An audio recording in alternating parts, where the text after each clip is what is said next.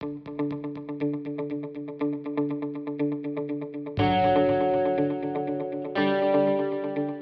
back, adventurers. Today we're going to be heading back to Mount Taylor, except in order to get there, this time we're going to take 550 all the way to 279 and then take a left. Luckily enough for us, the road conditions were a little bit better than last time when it was all muddy, but we were up against a time crunch as I had to be back home for family by 2 p.m. I can't recommend this route enough, especially if you're new to adventure riding or dual sport and just looking for that dirt road that you can spend all day on. This is really a great road to do that. Quick side note, if I sound a little bit funny, it's because I'm currently doing audio editing with 4 cracked ribs and a fractured scapula. More about that later. There's good old Bad Idea Hill, only from the opposite direction. But about this attempt. Now, I didn't quite understand that this road actually allowed us to travel down the Continental Divide, which is pretty dang cool. Not only that, but if you're looking for kind of an insight of what Section 6 is of the New Mexico BDR, this is about 80% of that section. So, being that I sound like crap, I'm going to go ahead and shut up and let's listen to the music and the engines. Oh, and I apologize for all the wind noise. I did finally put whiskers on the GoPro, so attempt 3 will be a little less wind noisy. That's where we went. New stuff? Yep. Alright, so New stuff.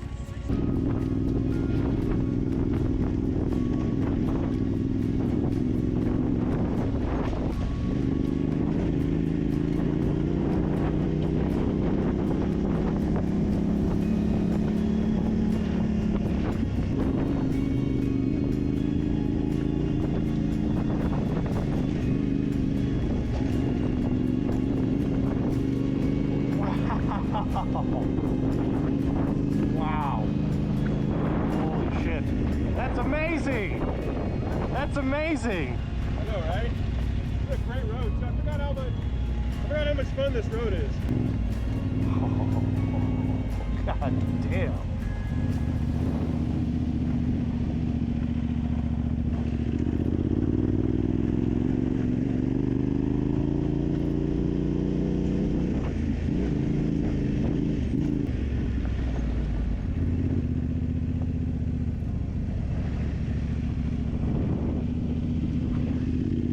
Just beautiful.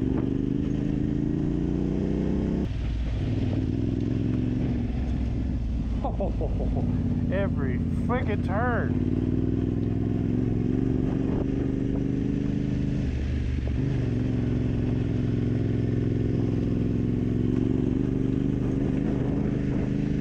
New Mexico, you all right?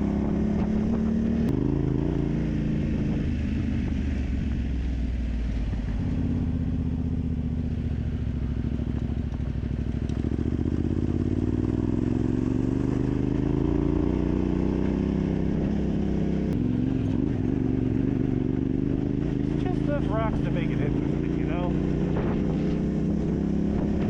Beautiful scenery. Some rocks to make you go bump.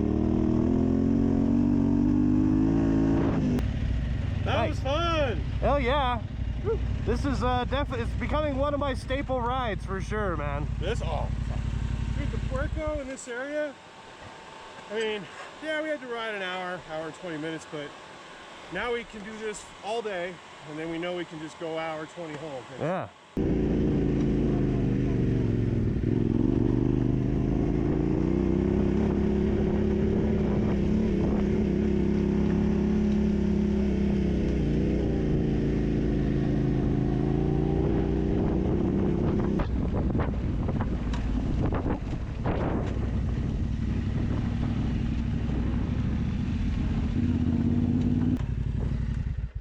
It's gotta be this way, but is that good speed, by the way? Yeah, that's fine. Okay.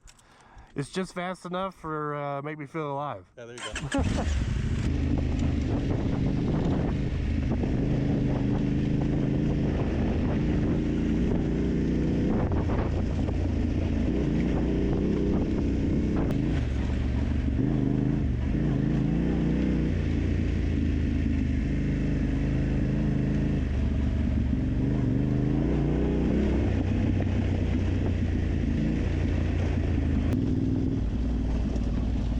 Look at this. Oh, look at this, George.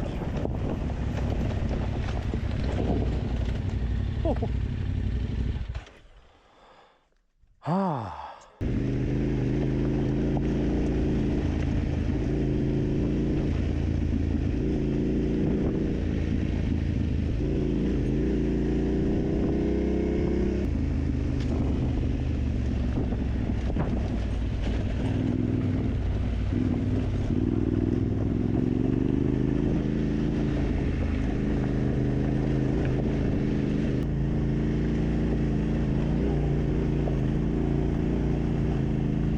Okay, here we go.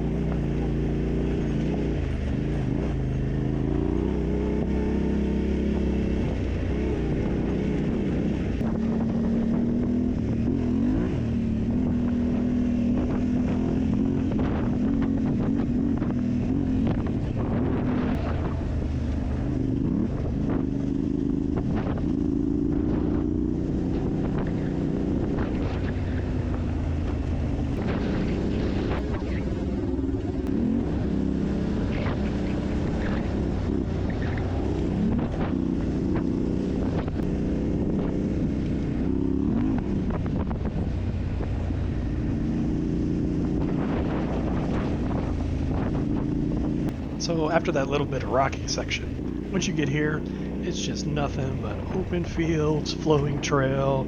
I mean, if there's no dust, this thing is just perfect.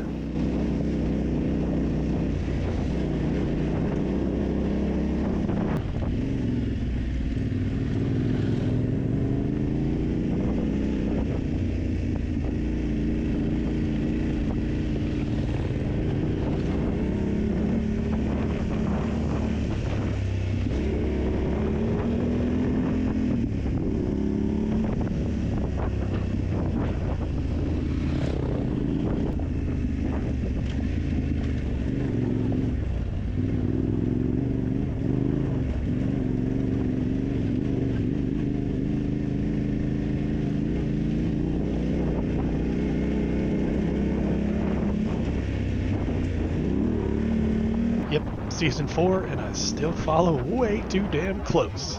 Aaron here trying his best to help me learn the lesson.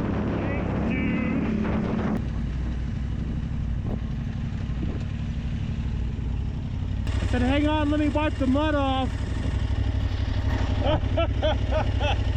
Back there, huh?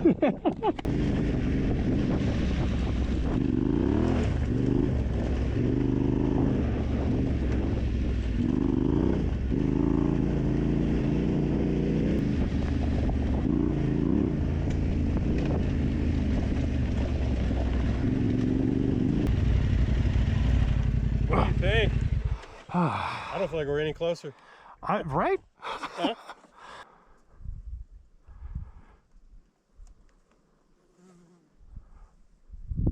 So, very much like Webster Pass the first year, this one may take 3 attempts to get up. Now, I can't actually wait to get to Mount Taylor because I'm assuming there's decent climbs and rocks and things, but yeah, they had to wait another day. So we turned around and decided to enjoy the beautiful scenery heading back to 550. There was the option to continue over Mount Taylor and just end up at Grants, which was about 15 miles away, but neither one of us really wanted to pound the pavement from Grants all the way back to Rio Rancho.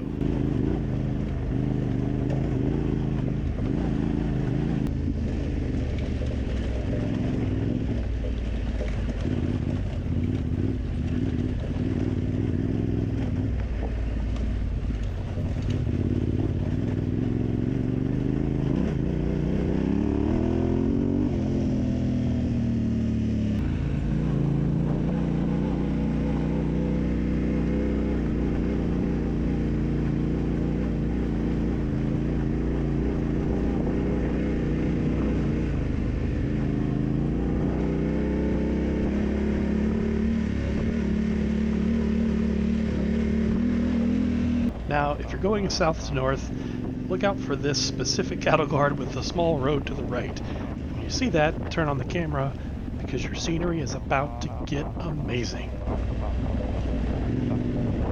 Wow. Yes, oh. Yes, there it is.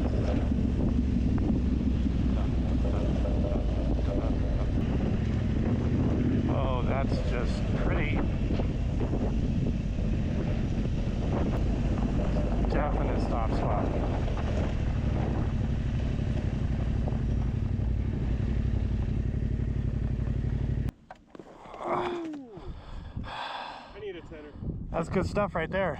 Yeah, that was nice.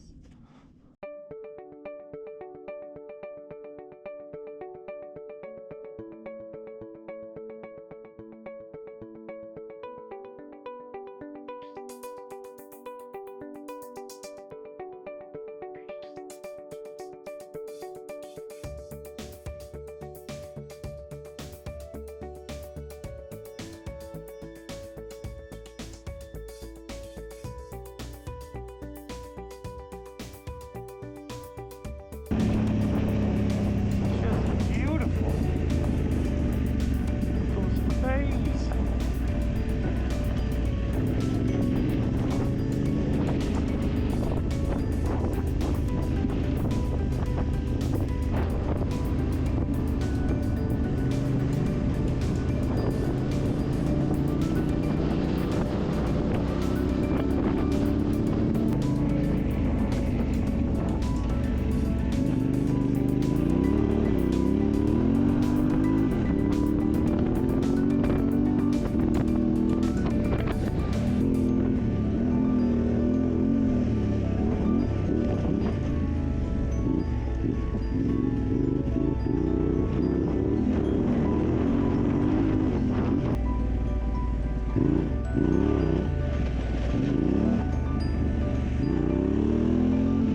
Well, that's it for this ride.